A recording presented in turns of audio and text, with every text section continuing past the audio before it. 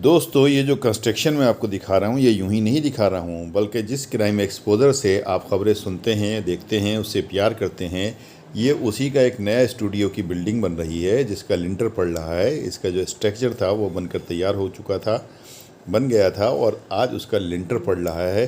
क्योंकि मौसम बहुत ख़राब है, ठंडा है बहुत ज़्यादा, लेकिन फिर भी आज इसका लिंटर का टाइम हो गया और लिंटर इसको देख सकते हैं कि लिंटर पड़ रहा है। तमाम लेबर लगी हुई है, नीचे मशीन चल रही है और तमाम मिस्त्री ठेकेदार इसी पर काम कर रहे हैं। यहाँ पर मौजूद और टेबल लगाए हुए अब इस नए स्टूडियो से ही आपको जो आने वाले कुछ दिनों के बाद में नई नई चीज़ें एक नई टेक्निक के साथ में उम्मीदें मिलेंगी।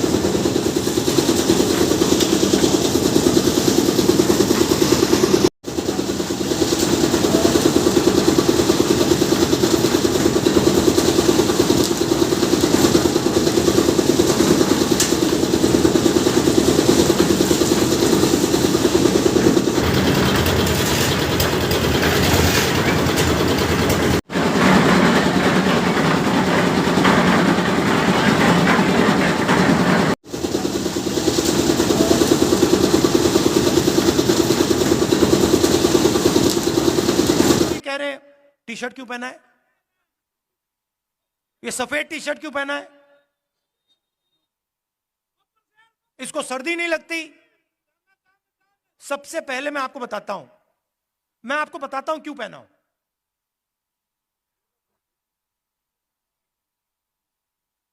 यात्रा शुरू हुई, केरला में भयंकर गर्मी, ऐसा लग रहा था भैया टी शर्ट उतार दो, मतलब उसमें पसीने आ रहे थे, ह्यूमिडिटी बहुत थी, केरला में काफी मतलब गर्मी लगी। फिर मैं मध्य प्रदेश में गया, थोड़ी ठंड होने लगी, थोड़ी सी मतलब ज्यादा नहीं। सुबह सुबह क्या हुआ, 6 बजे हम निकलते हैं, सुबह सुबह 3 गरीब बच्चे मेरे पास आ गए, फटी हुई शर्ट थी, और जब मैंने उनको ऐसे पकड़ा, हाथ लगाया फोटो के लिए, फोटो लेना चाहते थे, एक इस साइड और एक साइड लड़कियां थी, एक इस साइड एक इस साइड, जैसे मैंने उनको पकड़ा वो कांप रही थी, ठंड से कांप रही थी। और फिर मैंने देखा पतली सी शर्ट थी। उस दिन मैंने निर्णय ले लिया कि जब तक मैं नहीं कांपूंगा मैं टी शर्ट पहनूंगा। जब कांपना शुरू हो जाएगा, जब मुझे अच्छी मतलब ठंड लगने लगेगी, जब जबरदस्त कठिनाई होगी, तो फिर मैं स्वेटर पहनने का सोचूंगा, मगर उससे पहले नहीं करूंगा। मैं उनको मैसेज देना चाहता हूं, उन 3 लड़कियों को देना चाहता हूं कि अगर आपको ठंड लग रही है तो फिर राहुल गांधी को भी ठंड लगेगी। जिस दिन आपने स्वेटर पहन लिया उस दिन राहुल गांधी स्वेटर पहन लेगा। नहीं नहीं नहीं। दोस्तों, दुनिया में रशिया का एक ऐसा प्रांत है जहां -72 डिग्री सेल्सियस तापमान रहता है। तो सोचिए वहां के लोग कैसे रहते हैं, क्या रहन सहन होता है वहां का। देखिए रिपोर्ट। साखा रशिया की रकबे के लिहाज से सबसे बड़ी रियासत है। इस रियासत में पाकिस्तान जैसे 4 बड़े ममालिक और पूरा इंडिया समा सकता है। साखा दुनिया का ठंडा तरीन मकाम है। अगर ये मुल्क होता तो दुनिया के 10 बड़े ममालिक में शुमार होता। सर्दियों में यहाँ पर दर्जा हरारत -52 डिग्री सेंटीग्रेड तक चला जाता है। ये रियासत शुमाल मशरकी साइबेरिया के इलाके में मौजूद है। यहाँ पर दुनिया के 10 बड़े दरिया मौजूद हैं। साखा को 1922 में जमहूरिया का दर्जा दिया गया। इस वक्त साखा रशिया की सबसे बड़ी रियासत है। ये रियासत इतनी बड़ी है कि यहाँ पर 3 मुख्तलिफ टाइम जोन्स मौजूद हैं। साखा को याकुतिया के नाम से भी पुकारा जाता है, जो कि इस रियासत का कदीम नाम है।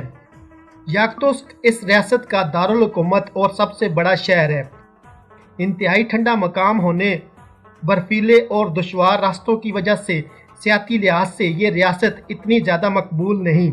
यहाँ पर इंतहाई दुश्वार गुजार रास्ते और रोड्स न होने की वजह से घोड़ों और खच्चरों पर सफ़र किया जाता है। साखा का कुल रकबा 30,83,000 मुरबा किलोमीटर और आबादी 1 मिलियन अफराद पर मुश्तमिल है। रकबे के लिहाज से आबादी का तनासब देखा जाए तो हर 3 मुरबा किलोमीटर में सिर्फ एक फ़र्द आबाद है। दारुल हुकूमत यकतुस की आबादी 3 लाख अफराद पर मुश्तमिल है। कुल आबादी का 64% हिस्सा शहरी और 36% लोग दई इलाकों में आबाद हैं। इस रियासत का international border south Korea, Alaska, America, China, Myanmar, Japan और ओंटारियो कनाडा से मिलता है। सर्दियों का मौसम अक्टूबर से शुरू होकर मई में ख़त्म होता है। यहाँ की आबो हवा गर्मियों में शदीद गर्म और सर्दियों में शदीद सर्दी होती है। यहाँ पर मौजूद दरियाई लीना अमेज़न रिवर के बाद दुनिया का दूसरा बड़ा दरिया है। Lena Pillars National Park UNESCO World Heritage Site का हिस्सा भी है।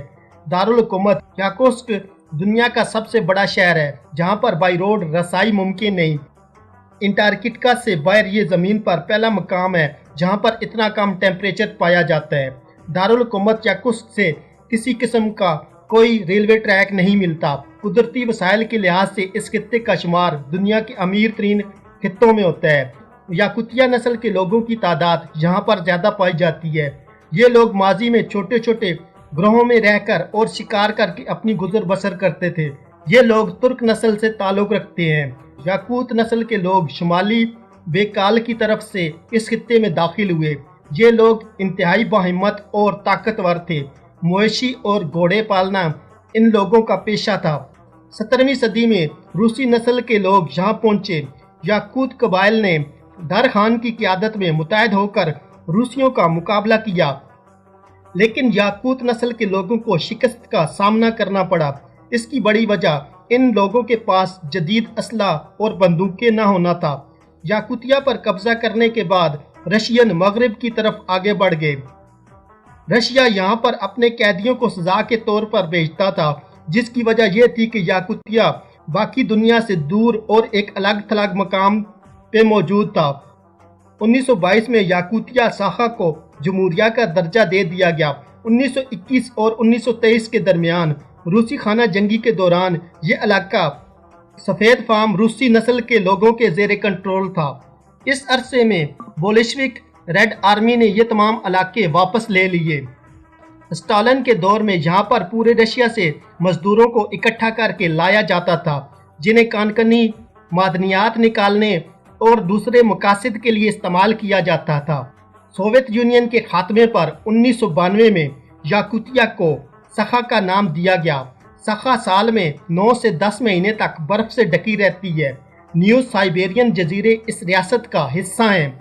नूनूवट कनाडा के शुमाल मगरबी हिस्से से अलग होने के बाद सखा दुनिया की सबसे बड़ी जमहूरिया बन गई। सखा लिचन के इलाके में कुतबी हिरन के लिए पसंदीदा चरागाह के तौर पर समझे जाते हैं। तेगा जंगलात रियासत के 47% हिस्से पर मुहित हैं। इस जमहूरिया का 30% हिस्सा मैदानी है। यहाँ पर दुनिया के खतरनाक तरीन पहाड़ मौजूद हैं। कुछ ऐसे पहाड़ भी मौजूद हैं जहाँ पर अभी तक किसी इंसान की रसाई मुमकिन नहीं हुई। यहाँ पर सबसे ऊंची चोटी की ऊंचाई 10,000 फुट से जायद है। जमहूरिया में 8 लाख से जायद जिले मौजूद हैं। यहाँ पर बारिशें बहुत कम होती हैं। एक साल में औसत 6 से 18 इंच तक बारिश होती है। दारुल हुकूमत याकुत्स्क सतह समंदर से 450 फुट नीचे है। यहाँ पर कई इलाकों में बर्फ की गहराई 1000 फुट से भी जायद है। यहाँ पर ज़्यादा तादाद में साखा और रशियन ज़ुबान बोली जाती हैं। जमहूरिया की 40% आबादी साखा ज़ुबान बोलती है। साखा ज़ुबान तुर्क ज़ुबानों का हिस्सा समझी जाती है। साखा नस्ल के लोग भी आबाई तौर पर तुर्क नस्ल से ताल्लुक़ रखते थे। रूसियों की आमद से पहले यहाँ की मकामी आबादी पोलिस्वियन मज़हब से ताल्लुक़ रखती थी, जिन्होंने रूसियों की आमद के बाद ईसाई मज़हब को कबूल किया। यहाँ की आबादी का 44% ईसाई, ऑर्थोडॉक्स 26%, शैमनिज़्म 23% लोगों का ताल्लुक़ किसी मज़हब से नहीं, 1% मुसलमान, जबकि दीगर बुद्धिज़्म और बाकी मज़ाहिब को मानने वाले यहाँ आबाद हैं। साखा में हुकूमती निज़ाम असम्बली के तहत चलता है। जमहूरिया की हुकूमत रियासती अथॉरिटी का एक अहम हिस्सा है। इस जमहूरिया के आज़ाद तुर्क रियासतों के साथ सियासी, सकाफती, माशी और सनती ताल्लुकात कायम हैं। साखा मुख्तलिफ तुर्क तंजीमों का हिस्सा है। साखा की कुल आमदनी का 50% से जायद सनतों से हासिल किया जाता है। हीरा, सोना, टिन, यूरेनियम के अलावा यहाँ पर तेल और गैस के ज़खायर भी पाए जाते हैं। साखा का शुमार रूस की कदरे कम तरक्की याफ्ता। वीडियो अगर पसंद आई हो तो लाइक कीजिए, शेयर कीजिए और चैनल को ज़रूर सब्सक्राइब कीजिए ताकि डायरेक्ट नोटिफिकेशंस आप तक पहुँचते